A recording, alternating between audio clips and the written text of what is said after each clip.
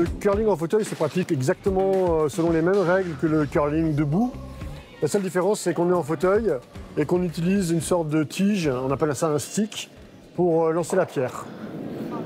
Le but, c'est vraiment de marquer des points, le maximum de points, d'être au centre de la cible, tout comme la pétanque. La pétanque, les boules doivent être proches du cochonnet. C'est pareil avec les pierres. Oh, t'as vu ce que ça a fait? Oui, ça te l'a remise dans la ligne. Ça m'a fait un petit plan B. Du coup, c'est excellent.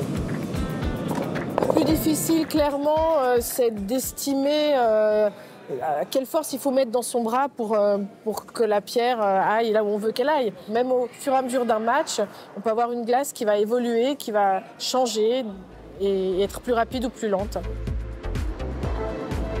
La différence entre la pratique valide et la pratique en fauteuil, c'est qu'on n'utilise pas de balayeur.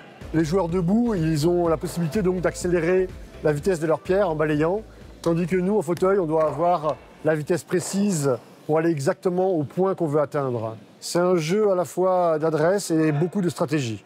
On appelle ça des fois les échecs sur la glace.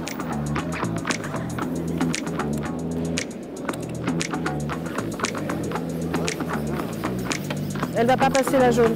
Elle passe pas la jaune. On s'amuse très bien au curling, c'est très ludique, on fait beaucoup de matchs, beaucoup de jeux, même en entraînement.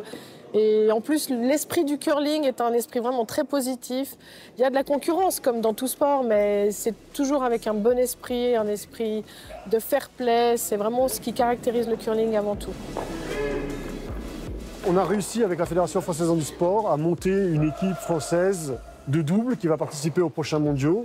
Et on aura donc une vitrine pour justement essayer de créer de l'engouement pour les personnes en fauteuil qui ont envie de s'essayer à la fois à la stratégie et à l'adresse du curling.